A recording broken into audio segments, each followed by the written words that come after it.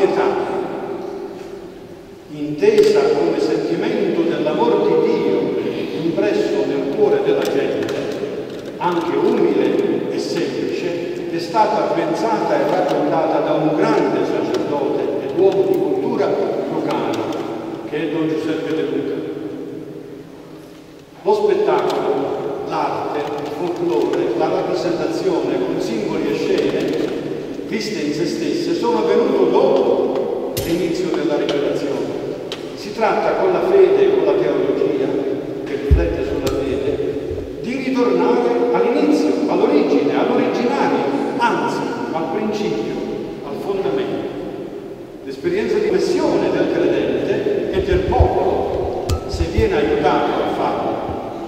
Esigenza comune è di cogliere la ragionevolezza, per quanto possibile, spiegarsi il perché di ciò di cui si meravigliano. Questo processo di presa di coscienza è andare oltre la meraviglia, lo stupore, e dare ragioni e dare senso e valore esistenziale ai fatti rievocati. Andare oltre le emozioni per promuovere un processo di presa di coscienza, promuovere, se si vuole, un ragionamento, una comprensione consapevole. Questo processo, questa ricerca coinvolge intelligenza, volontà e sentimenti, fa nascere domande. Questa è la teologia. Non si tratta di fare prediche o affermazioni di principi. Fare teologia non è solo indagare il mistero di Dio, ma è anche, direi in particolare, indagare sull'uomo e sul suo mondo. Perciò, dalla fede, una visione di Dio, dell'uomo e del mondo. Che voglio dire? Insomma, dopo la sacra rappresentazione, il popolo dice solo che bello, è riuscita anche quest'anno, che emozione, oppure porta con sé risposte o interrogativi profondi sul dolore, la morte, la violenza, la solitudine, l'incomprensione umana.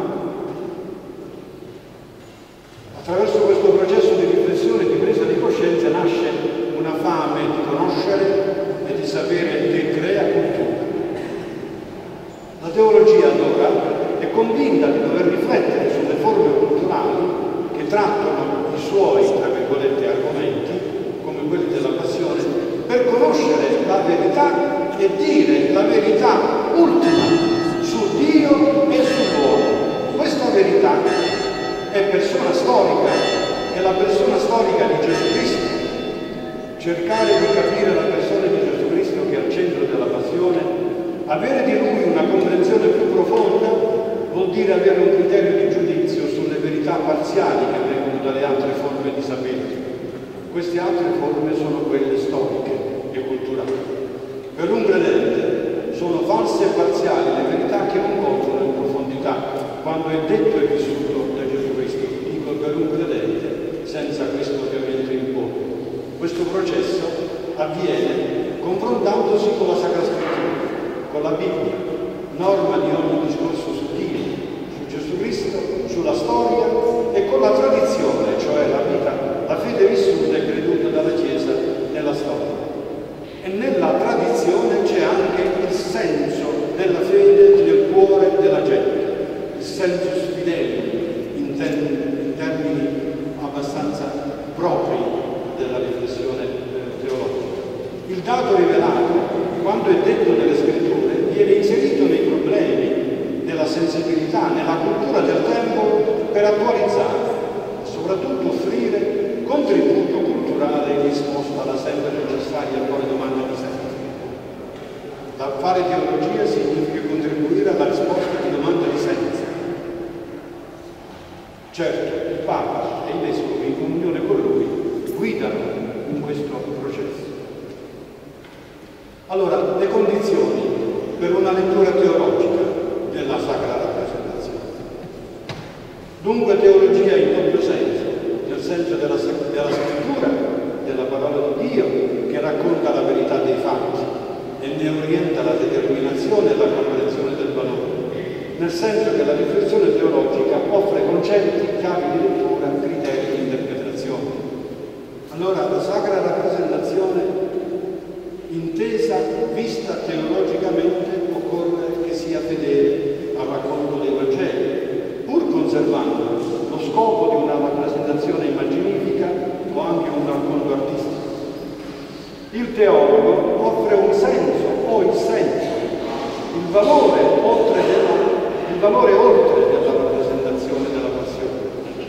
Il teologo non giudica, non moralizza, eccetto il caso di falsificazione della verità o di interpretazione sulla scia del non riguardo alla persona di Cristo. Il teologo non incolpa nessuno, né impone la sua visione. Interpreta ed esalta il valore sacrificale della passione di Cristo. Nella sacra rappresentazione di Gesù, interpretare il ruolo di Cristo è uno dei più difficili compiti da realizzare.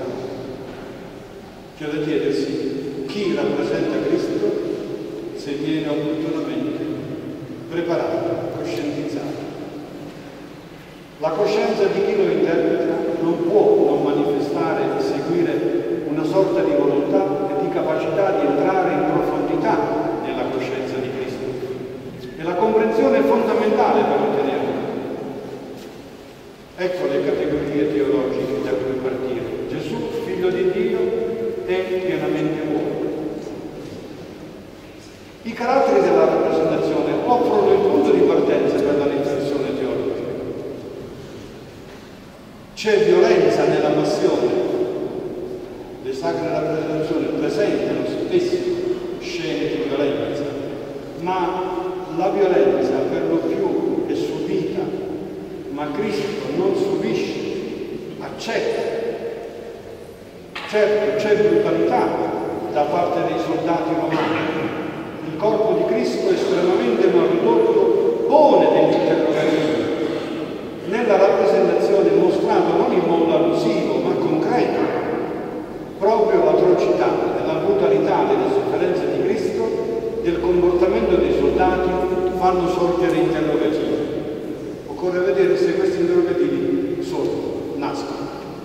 E allora ecco il senso teologico della rappresentazione. Dunque Cristo si presenta persona non ordinaria, soffre dolori e sentimenti non ordinari, sia fisicamente sia mentalmente. Questo stupisce e può essere oggetto di spettacolo, ma questo è riduttivo se è oggetto di spettacolo dal punto di vista della teologia. Come spiegare questa estrema deturpazione del corpo di Cristo? Come spiegarla? Ecco un testo biblico illuminante del profeta Isaia, 700 anni prima di Gesù Cristo. È il capitolo 53 del suo libro. Chi avrebbe creduto al nostro annuncio? A chi sarebbe stato manifestato il braccio del Signore? Dice, com'è possibile? Non è possibile quelle sofferenze, quelle realtà straordinarie, come sono possibili? E il Signore dov'è? L'interrogativo che si pone anche il profeta. Non ha apparenza né bellezza per attirare i nostri sguardi, non splendore per poterci compiacere, disprezzato e abbandonato dagli uomini, uomo di dolore, familiare con la sofferenza, pari a colui davanti al quale ciascuno si nasconde la faccia. Era spregiato e noi non ne facemmo stima alcuna. Ecco, la descrizione dell'autore sacro, la risposta, la produzione del ragionamento. Tuttavia erano le nostre malattie che egli portava, erano i nostri dolori quelli di cui si era caricato, ma noi lo ritenevamo colpito, percosso da Dio e umiliato.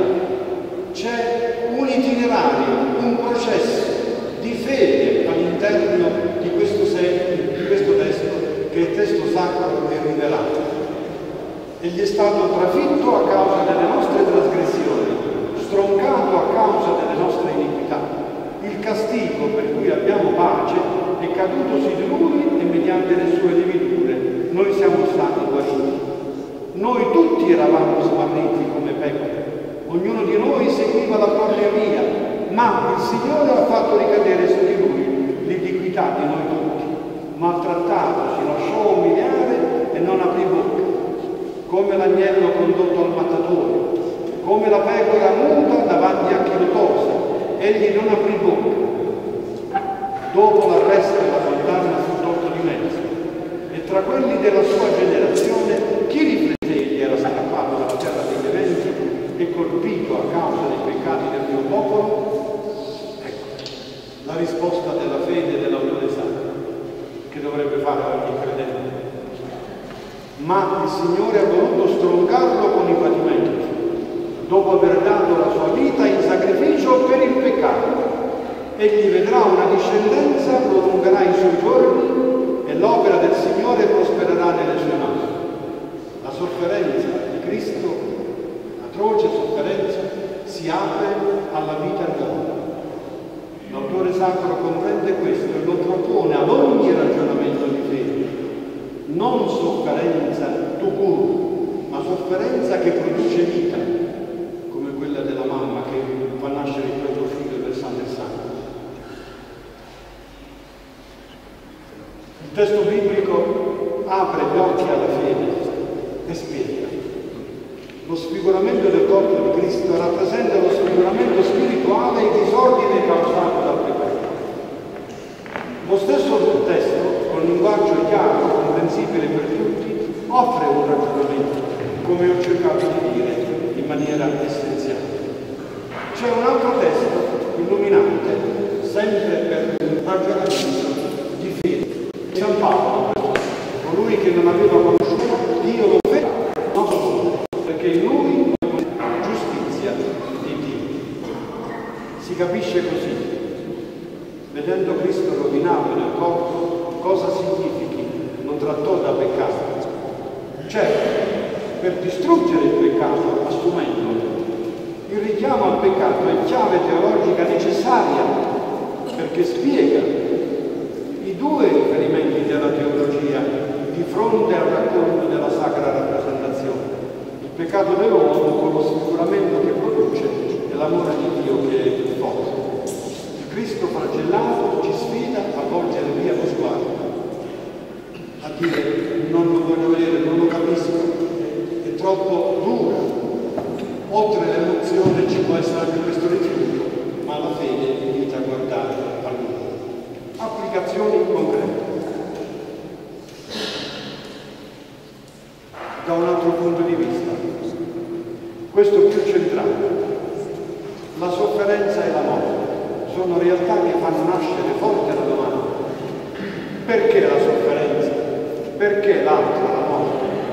Realtà di esperienza rispetto alle quali la ragione non sa dare spiegazioni. Sofferenza e morte sono motivo di forte interpellanza della ragione che si rivolge alla fede. Questa è l'unica ragione. Durante la sacra rappresentazione la sofferenza e la morte vengono presentate in maniera viva. Allora la